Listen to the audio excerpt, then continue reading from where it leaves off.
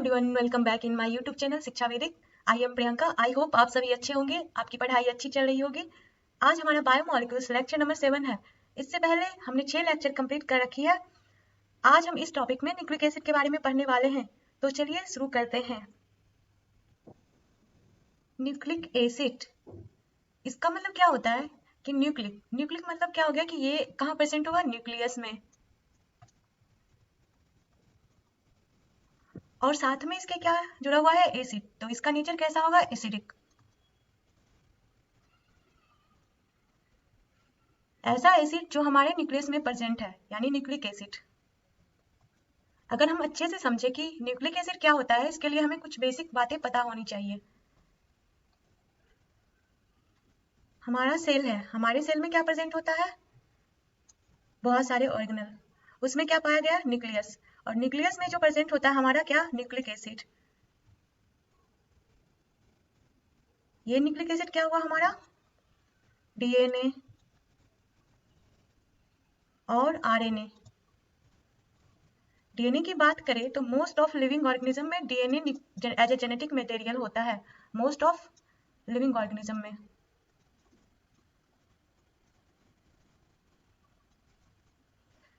RNA की बात करें तो आरएनए सम वायरसेस में जेनेटिक मटेरियल होता है, सम वायरसेस में, नॉट ऑल। क्या है ये, जेनेटिक मटेरियल।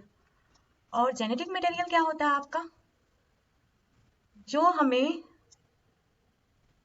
अपने पेरेंट से मिला है in the form of gene. और मेनली इसका फंक्शन क्या होता है, इंफॉर्मेशन को कैरी करना।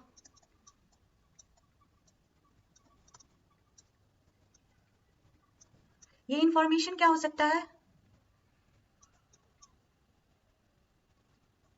कैरेक्टर, आपका रंग रूप, आपको दूसरे इंसान से अलग कैसे बना रहा है। कोई भी लिविंग ऑर्गेनिज्म है वो एक दूसरे में दूसरे से अलग कैसे है, उसमें वेरिएशन कैसे है, ये डिसाइडिंग फैक्टर क्या होता है, जेनेटिक मटेरियल। ये जेनेटिक मटेरियल क्या हुआ हमारा, डीएनए और आरएनए, और यही हमारा क्या होता है, न्यूक्लिक एसिड। और हम इसी के बारे में आज पढ़ने वाले हैं, तो चलिए आगे बढ़ते हैं।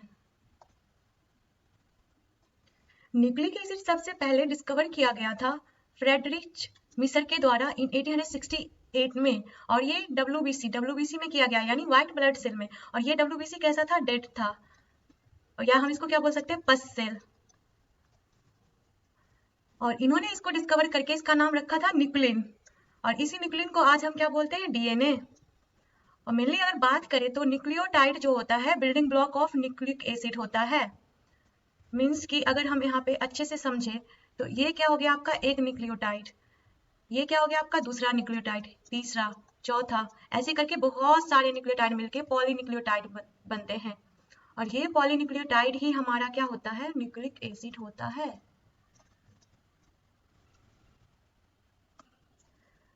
पॉलीन्यूक्लियोटाइड में हम अगर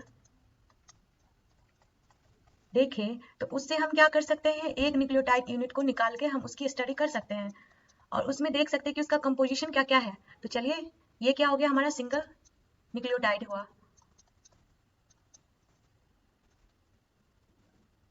हम इस सिंगल न्यूक्लियोटाइड को पढ़ने से पहले कुछ ओवरव्यू देख लेते हैं कि आज हम क्या क्या पढ़ने वाले हैं।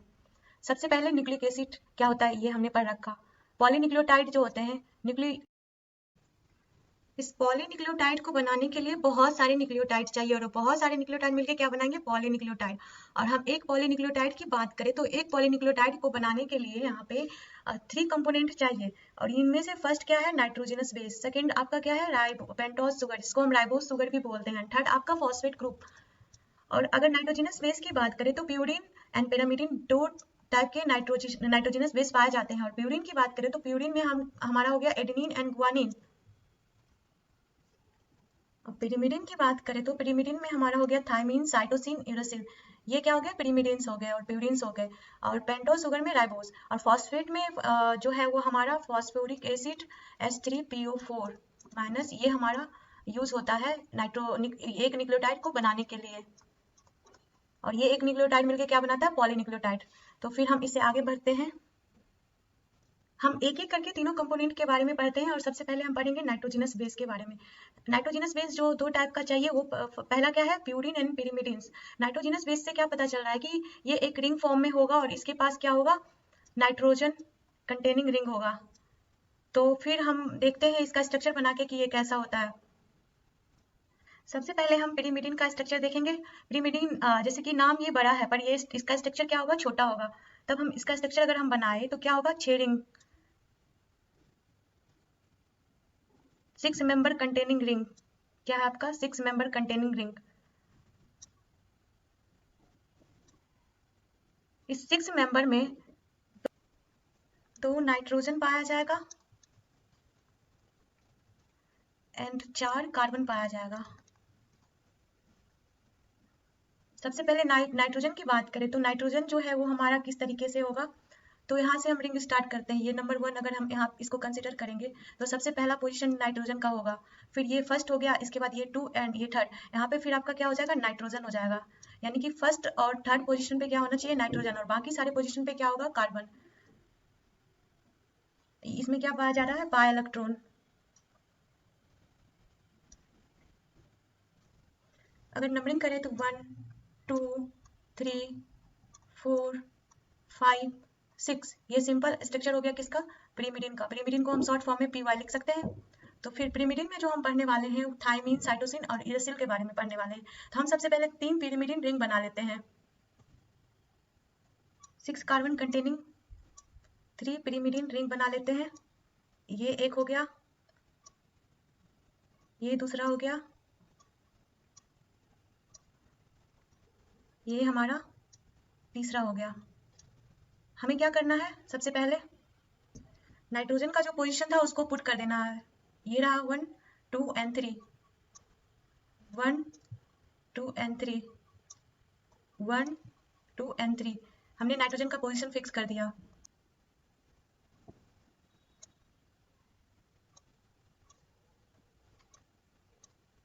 इजी तरीके से समझने के लिए हमें क्या करना पड़ेगा,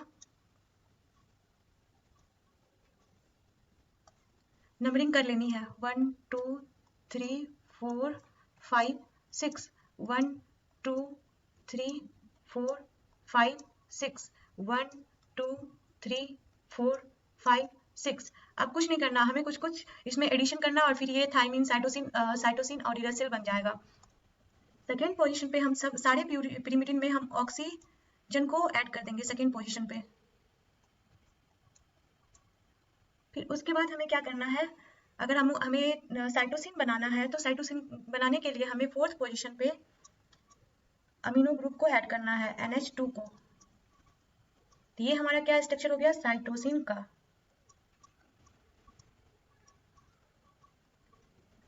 अगर थायमीन बनाना है तो थायमीन बनाने के लिए हमें क्या करना है, ये 2 पे ऑक्सी है, 4 पे भी हमें क्या करना है, ऑक्सी रखना है, और 5 पे क्या करना है, मिथाइल को जोड़ देना है, CH3। यानी कि ये हमारा क्या हो गया, थायमीन। यूरेसिल जो है आपका सिंपल होता है 2 पे ऑक्सी एंड 4 पे ऑक्सी, यानी कि क्या हो गया, ये यूरेसिल। इजी था पिरिमिडिन बनाना। अगर हम इसको डिफरेंट तरीके से देखें तो साइटोसिन को अगर हम इसका नाम देखें तो और हम इसको क्या बोल सकते हैं, अच्छे से आप देख के बताओ। सेकेंड पोजीशन पे ऑक्सी है और फोर्थ पे अमीनो है, यानी कि हम इसको क्या बोल सकते हैं, 2 ऑक्सी 4 अमीनो पिरिमिडिन।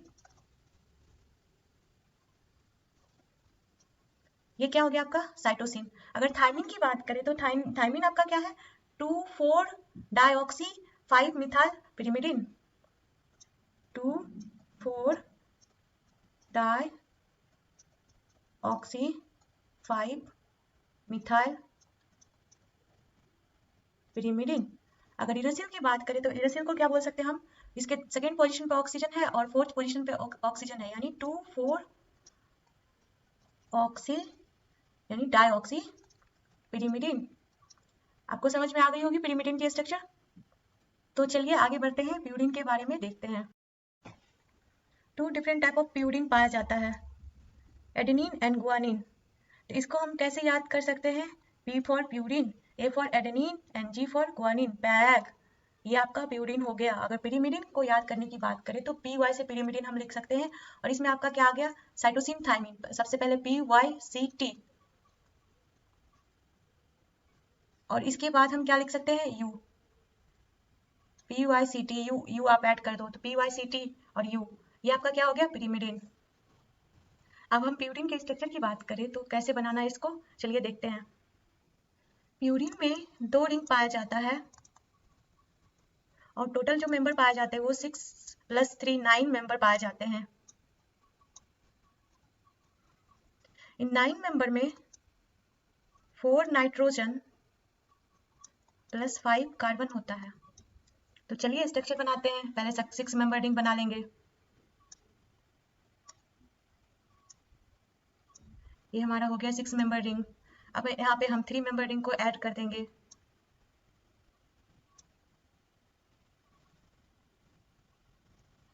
अब क्या करना हमें, यहाँ पे इसका फर्स्ट पोजीशन ये होगा, यहाँ पे नाइट्रोजन को पुट कर देना है, फर्स्ट सेकंड थर्ड, यहाँ पे थर्ड नंबर पे नाइट्रोजन हो जाएगा, ये फोर्थ हो गया आपका, ये फिफ्थ हो गया, ये सिक्स्थ हो गया, और ये हमारा सेवंथ हो गया। सेवंथ पे नाइट्रोजन होगा एंड नाइन्थ पे नाइट्रोजन होगा। ये हमारा टोटल नाइट्रोजन हो गया, और हम यहाँ पे डबल बॉन्ड डाल देते हैं। ये हमारा नॉर्मल प्यूरिन का स्ट्रक्चर हो गया। और जैसा कि हमने प्यूरिन में पढ़ा था कि प्यूरिन में एडेनिन एंड गुआनिन पाया जाता है, एडेनिन एंड गुआनिन। तो सबसे पहले हम एडेनिन का स्ट्रक्चर बनाएंगे, उसके बाद गुआनिन का बनाएंगे। कुछ नहीं करना, हमें पहले प्यूरिन का नॉर्मल स्ट्रक्चर बना लेना है, 6 मेंबर + 3 मेंबर रिंग।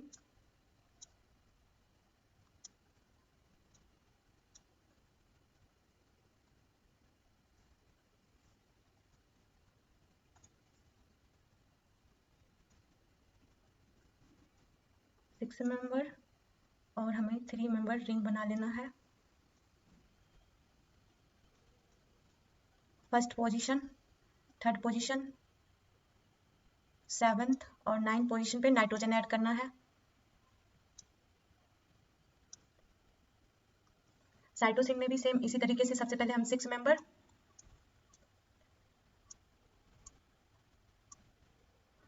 और 3 मेंबर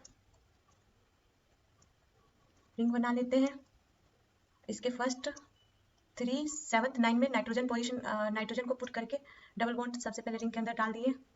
इसके बाद हमें कुछ नहीं करना। सबसे पहले अगर हम एडेनिन को देख रहे हैं तो एडेनिन में हमें क्या डालना है, यहाँ पे 6 पोजीशन पे अमीनो को डालना है, अमीनो NH2। पहले हम काउंटिंग कर लेते हैं, 1 2 3 4 5 6, 6 पे हम अमीनो को डाल दिए, तो ये हमारा क्या हो गया, एडेनिन। एडेनिन को और हम क्या बोल सकते हैं, 6 अमीनो प्यूरिन। अगर इसका दूसरा नाम पूछा जाए तो 6 अमीनो प्यूरिन क्या हुआ, हमारा एडेनिन है। इसी तरीके से गुआनिन में हमें क्या करना है, ये अमीनो तो यहाँ पे 6 पे था, पर यहाँ पे 6 पे क्या करना, ऑक्सी डालना है, और सेकेंड पोजीशन पे यहाँ पे अमीनो डालना है। नंबरिंग पहले कर लेते, 1 2 3 4 5 6 7 8 9। इसका हम क्या नाम रख सकते हैं, 2 अमीनो, यानी सेकेंड पोजीशन पे यहाँ पे अमीनो है, 2 अमीनो 6 ऑक्सी प्यूरिन। सिंपल है। न्यूक्लियोटाइड का फर्स्ट कंपोनेंट जो था नाइट्रोजनस बेस, उसके बारे में हमने पूरा पढ़ लिया। 2 टाइप के होते हैं, प्यूरिन एंड पिरिमिडिन। प्यूरिन में हमारा एडेनिन एंड गुआनिन पाया जाता है, एंड पिरिमिडिन में हमारा साइटोसिन, थाइमिन एंड यूरासिल पाया जाता है। इसके बाद हम पढ़ेंगे शुगर के बारे में। न्यूक्लियोटाइड बनाने के लिए मेनली पेंटोस शुगर रिस्पॉन्सिबल होता है। Pentose means 5 carbon containing sugar. तो यहाँ पे जो प्रेजेंट होता है न्यूक्लियोटाइड में, मोस्ट कॉमन जो पाया जाता है बीटा डी राइबोस, यानी कि 5 कार्बन कंटेनिंग शुगर के बारे में हम कल वाले क्लास में हमने पढ़ा था। उसका एग्जांपल क्या होता है, राइबोस। और ये कैसा आपका शुगर है, एल्डोज, एल्डोज शुगर होता है। अगर हम इसके स्ट्रक्चर को बनाए तो सबसे पहले हमें 5 कार्बन शुगर को बनाने के लिए रिंग फॉर्म में कैसे बनाना है, कुछ नहीं करना है, 5 कार्बन कंटेनिंग रिंग बना देना है।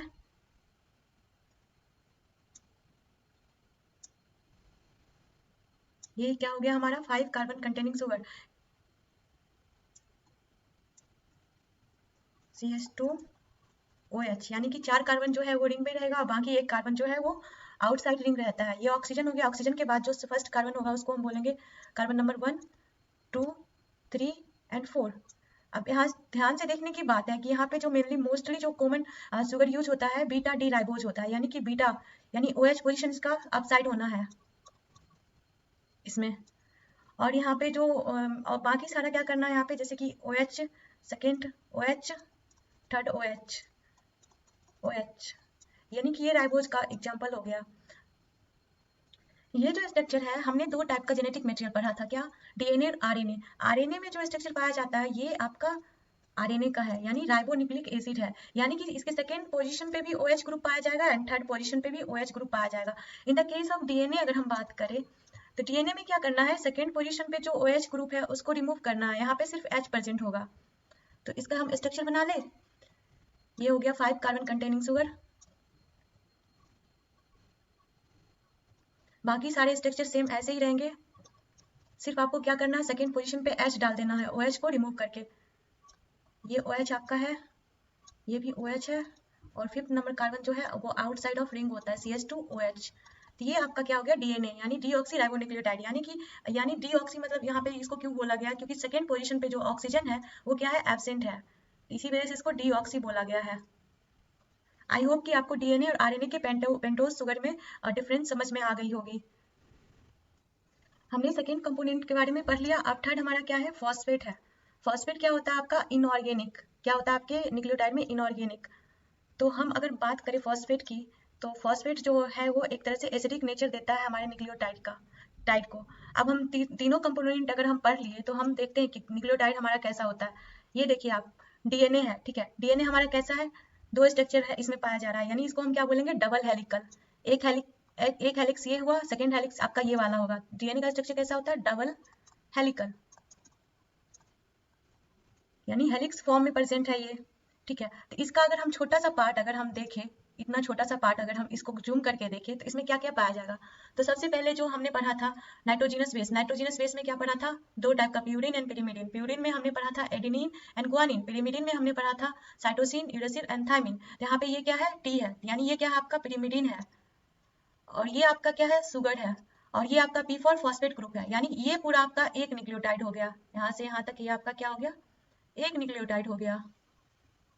अब ये न्यूक्लियोटाइड जो है ये अटैच हुआ दूसरे न्यूक्लियोटाइड से, यानी कि ये वाला न्यूक्लियोटाइड यहाँ पे है, तो ये इसका क्या हो गया, सेकेंड न्यूक्लियोटाइड। ये अगर हम कार्बन की नंबरिंग करें तो 1 2 3 4, और ये बाहर जो है, बाहर फॉस्फेट के साथ 5 कार्बन जो है अटैच रहता है, यानी कि ये यहाँ पे जो 3 OH जो था वो 3 OH फिर अगेन सेकेंड न्यूक्लियोटाइड के फॉस्फेट से अटैच होगा आपका, और ये फिर सेकेंड न्यूक्लियोटाइड का पूरा शुगर हो गया, ये फिर बेस हो गया। यहाँ पे भी बेस क्या है, पिरिमिडिन है।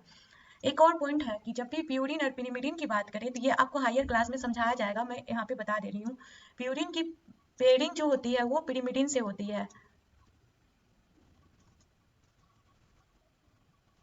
पेयरिंग क्या होती है, अगर मान के चलो कि यहाँ पे ये स्ट्रक्चर T है, तो T जो है, T आपका पिरिमिडिन है, T हमेशा एडेनिन के साथ करेगा, ये बात आपको याद रखना है। टी की पेयरिंग जो होती है एडेनिन के साथ होती है, और इसमें जो हाइड्रोजन बॉन्ड फॉर्म्ड होता है, यानी डबल हाइड्रोजन बॉन्ड बनता है। इसी तरीके से अगर प्यूरिन गुआनिन है तो गुआनिन की पेयरिंग पिरिमिडिन साइटोसिन से होगी। पिरिमिडिन क्या है आपका, साइटोसिन, और इसमें जो हाइड्रोजन बॉन्ड बनते हैं 3 हाइड्रोजन बॉन्ड बनते हैं, यानी ये क्या हो गया आपके हाइड्रोजन बॉन्ड, H बॉन्ड। ए और टी के बीच में 2 और जी और सी के बीच में क्या बनेंगे, 3 हाइड्रोजन बॉन्ड बनेंगे। तो इसी तरीके से देखिए ये एक हेलिकल वाले स्ट्रक्चर है, इसमें एक न्यूक्लियोटाइड ये हो गया, दूसरा आपका ये हो गया, सेकंड आपका ये हो गया, थर्ड ये हो गया। इसी तरीके से जो है न्यूक्लियोटाइड जो है अटैच होता है एक दूसरे से, और फिर ये जो न्यूक्लियोटाइड एक हेलिक्स जो है वो दूसरे हेलिक्स से अटैच होता है, किस बॉन्ड से, हाइड्रोजन बॉन्ड से। आपको ये चीज याद रखना है। अगर हम स्ट्रक्चर बनाए न्यूक्लियोटाइड का, सिंगल न्यूक्लियोटाइड का, तो सबसे पहले क्या है, सुगर है। तो सुगर हमारा 5 कार्बन कंटेनिंग सुगर है, 5 कार्बन कंटेनिंग सुगर है, ये कार्बन नंबर 1 हो गया, और इधर कार्बन नंबर जो है वो 5 बाहर के साइड रहता है, रिंग के बाहर CH2OH। अब हम कार्बन नंबर 1 से क्या अटैच करवाएंगे, नाइट्रोजिनस बेस। ये नाइट्रोजिनस बेस क्या हो सकते हैं, प्यूरिन या पिरिमिडिन, कुछ भी हो सकते हैं। तो हमने नाइट्रोजिनस बेस अटैच करवा दिया। इसके बीच में जो बॉन्ड बनेंगे उस बॉन्ड को हम क्या बोलते हैं, ग्लाइकोसिडिक बॉन्ड। ये हमारा ग्लाइकोसिडिक बॉन्ड हो गया, समझ में आ गया। और ये जो स्ट्रक्चर है इसको हम क्या बोलते हैं, न्यूक्लियोसाइड। न्यूक्लियोसाइड। और ये न्यूक्लियोसाइड मीन्स अगर हम सिंपल फॉर्म में बोले तो sugar plus nitrogenous base, NB nitrogenous base आपका क्या हो गया, न्यूक्लियोसाइड। अब इसी न्यूक्लियोसाइड में हम क्या करेंगे, यहाँ पे इसके CH2OH पे हम क्या फॉस्फेट को ऐड कर देंगे, तो ये हमारा क्या हो गया, ये पूरा स्ट्रक्चर जो होता है ये हमारा हो जाएगा न्यूक्लियोटाइड।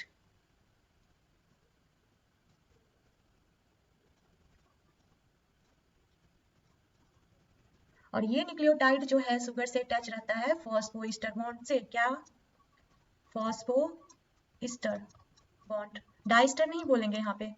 ये फर्स्ट हमारा न्यूक्लियोटाइड है, यहाँ पे डाइस्टर हम इसको नहीं बोलेंगे, फॉस्फोइस्टर बॉन्ड बोलेंगे। अब इसी तरीके से ये न्यूक्लियोटाइड जो है वो दूसरे न्यूक्लियोटाइड से अटैच होगा। इस न्यूक्लियोटाइड का 3rd नंबर कार्बन जो है वो 5th नंबर फॉस्फेट जो यहाँ पे है उससे अटैच, दूसरे न्यूक्लियोटाइड से अटैच होगा। तो इसके बीच का जो बॉन्ड होगा, ये सेकेंड न्यूक्लियोटाइड में यहाँ पे लिख देती हूँ, सेम ऐसा ही स्ट्रक्चर होगा। इसके बीच में जो बॉन्ड होगा वो बॉन्ड होगा फॉस्फो डाइस्टर बॉन्ड। इसको डाइस्टर क्यों बोला गया, कि वो सेकेंड न्यूक्लियोटाइड के साथ जो इसने फॉस्फेट ग्रुप ने अटैच किया, एक स्तर ये बॉन्ड हो गया और ये दूसरा बॉन्ड इसने दूसरे न्यूक्लियोटाइड के साथ बनाया है, तो ये हमारा हो गया फॉस्फो डाइस्टर बॉन्ड। यानी कि एक न्यूक्लियोटाइड जो है वो दूसरे न्यूक्लियोटाइड से अटैच होता है, उसके बीच का जो बॉन्ड होता है उसको हम क्या बोलते हैं,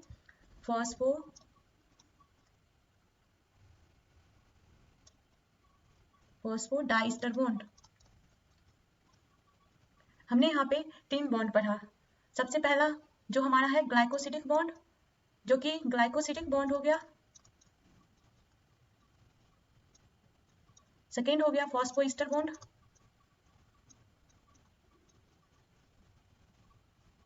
एंड थर्ड हमारा हो गया फॉस्फो डाइस्टर बॉन्ड।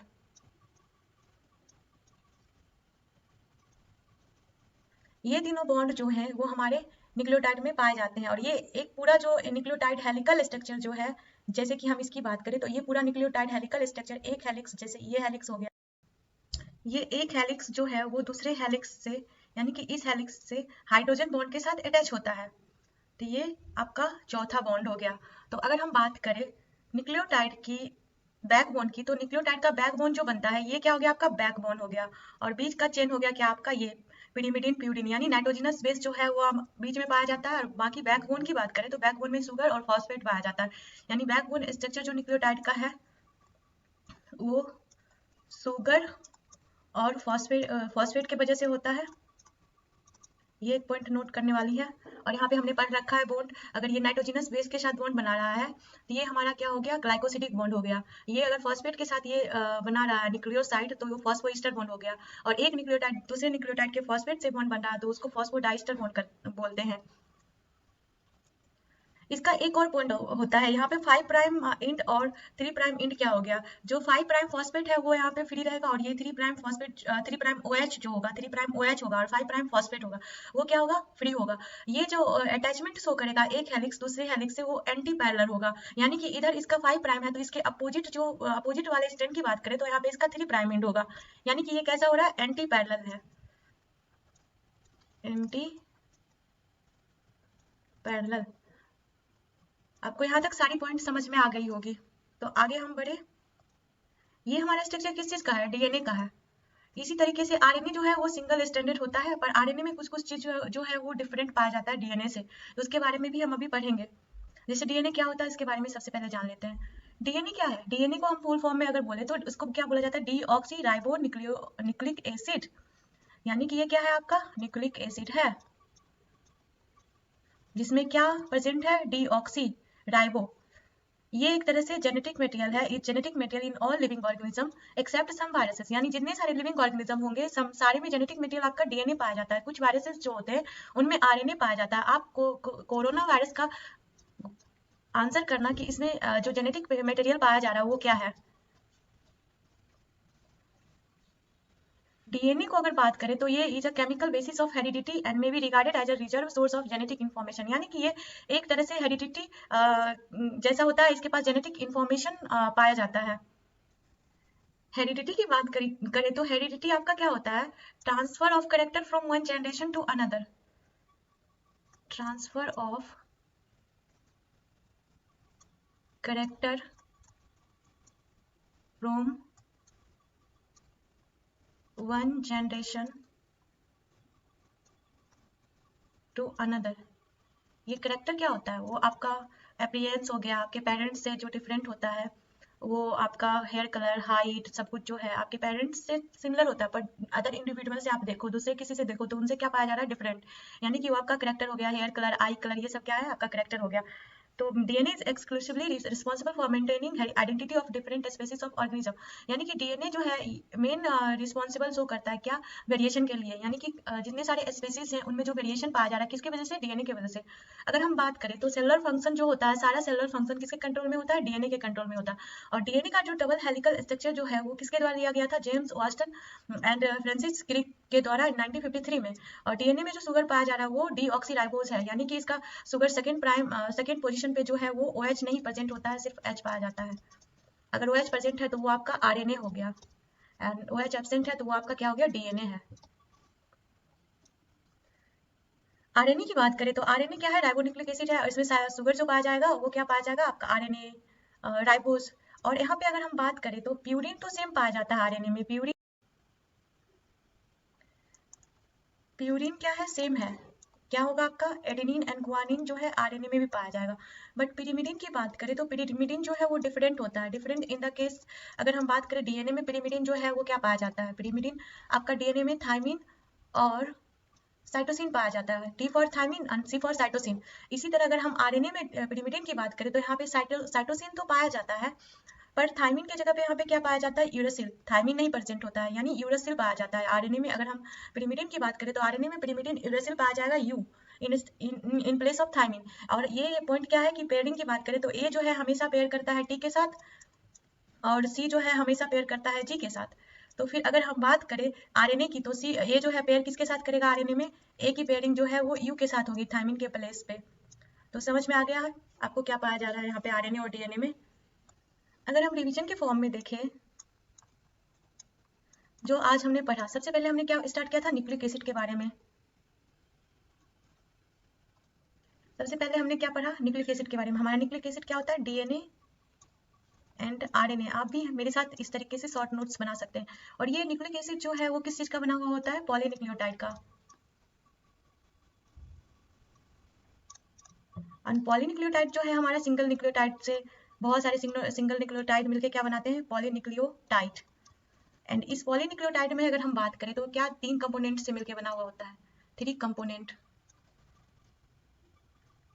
इन 3 कंपोनेंट की बात करें तो पहला क्या था, नाइट्रोजनस बेस।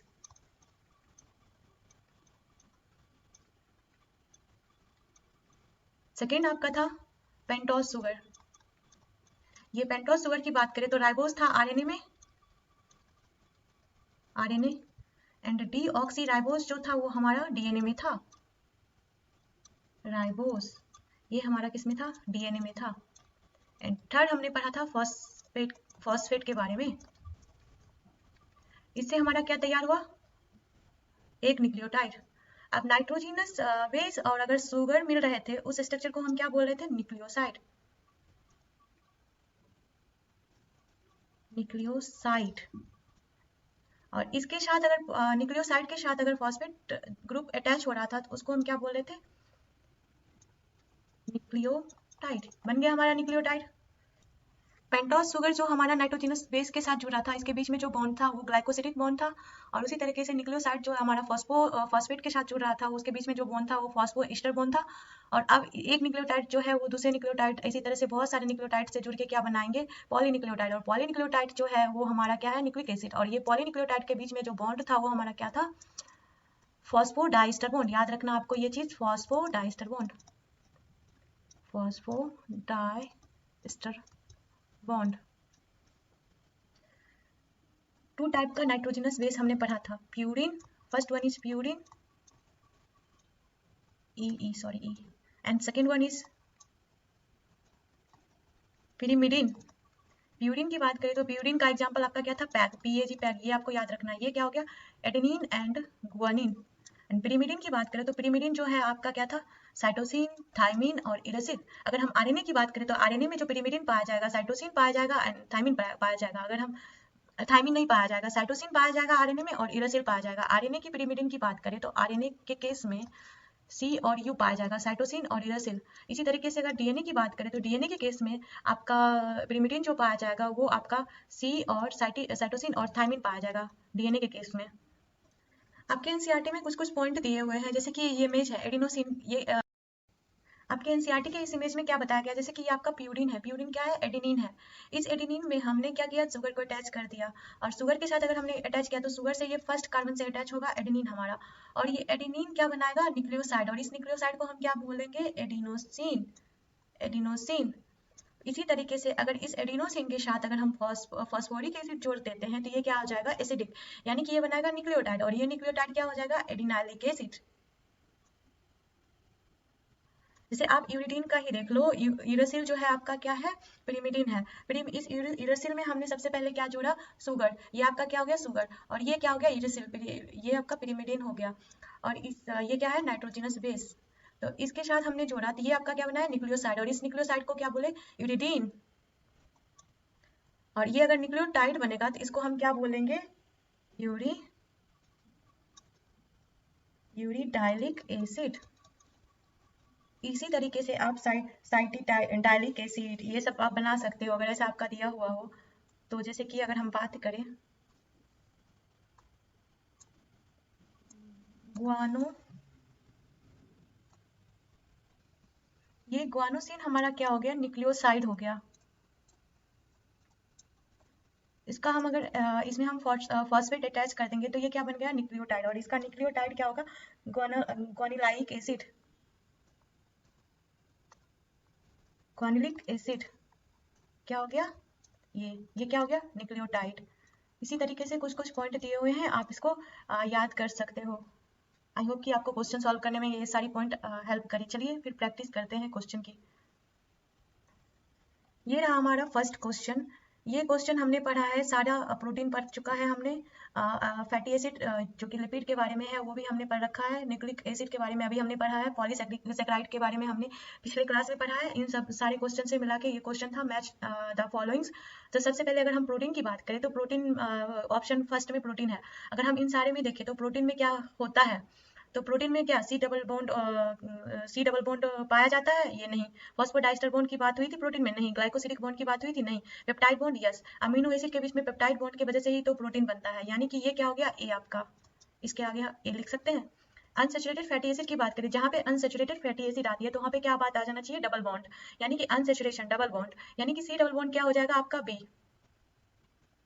अगर न्यूक्लिक एसिड की बात करें तो न्यूक्लिक एसिड में क्या हमने अभी पढ़ा था, ग्लाइकोसिडिक बॉन्ड, फॉस्फोडाइस्टर बॉन्ड, इन दोनों बॉन्ड में से क्या हमने पढ़ा था, न्यूक्लिक एसिड में मेजर बॉन्ड, एक न्यूक्लियोटाइड को दूसरे न्यूक्लियोटाइड से अटैच करवा रहा था, तो वो आपका फॉस्फोइस्टर बॉन्ड था। इसका क्या हो जाएगा आपका, सी।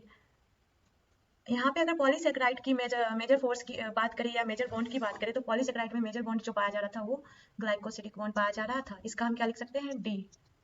तो अब आपको क्या करना है, इन सारे ऑप्शन में मैच करना है कि ये किसका सही, हमारा आंसर कौन सा सही है। तो चलिए देखते हैं, फर्स्ट का फोर्थ किस किस में है, दो में है। तो चलिए ए और बी में से अभी होल्ड पे रखते हैं, ए और बी को, इस दोनों को क्या कर देते हैं, कट कर देते हैं, ये दोनों आंसर होगा ही नहीं। सेकंड का देखते हैं, बी का क्या है हमारा आंसर, बी का हमारा आंसर फर्स्ट है, तो बी का आंसर हमारा फर्स्ट किस में है, इन दोनों में से देखिए एक वाले में ही है, बी में ही फर्स्ट है, यानी कि इसी से हमारा आंसर आ जाना चाहिए, पर हमें आंसर को पहले अच्छे तरीके से देख के फिर टिक करना चाहिए।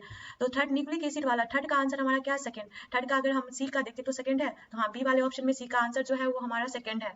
अगर डी का आंसर अगर हम देखें पॉलीसेकेराइड वाला, तो डी का आंसर हमारा क्या है, थर्ड, डी का आंसर हमारा थर्ड है, इससे हमारा आंसर निकल के क्या आ गया, बी। तो इस क्वेश्चन का आंसर क्या हो जाएगा, बी। तो आपको स्टेटमेंट या मैच द कॉलम वाले आंसर को कैसे करना है, आप अच्छे से प्रैक्टिस करो। चलिए सेकंड क्वेश्चन है कि ए न्यूक्लियोटाइड इज फॉर्म्ड ऑफ, किससे बना हुआ, ये सब क्वेश्चन आप खुद से करना है, ये इजी क्वेश्चन है। देखते हैं इसके बाद का क्वेश्चन क्या है। विच वन कंटेन 4 प्रीमीडियन बेसिस, यानी प्रीमीडियन बेसिस आपके क्या होते हैं, उसके अकॉर्डिंग आप इसमें से देखना कि 4 प्रीमीडियन बेस किस ऑप्शन में पाया जाता है, उस ऑप्शन को टिक करना, ये भी आपको खुद से ही करना है। The basic unit of nucleic acid क्या होता है, आप ये भी खुद से करो, ये बहुत ईजी है। और ये आपका RNA does not possess possess, यानी कि ये भी क्वेश्चन ईजी है, यानी कि ये आप सारा क्या कर सकते हो, प्रैक्टिस कर सकते हो खुद से, और प्रैक्टिस करके कमेंट में इसका आंसर कर देना, जो कि आपके लिए हेल्पफुल होगा। अगर आपको वीडियो अच्छी लगी तो सब्सक्राइब कर देना चैनल को, और फिर मिलते हैं नेक्स्ट क्लासेस में। ठीक है, बाय बाय, टेक केयर।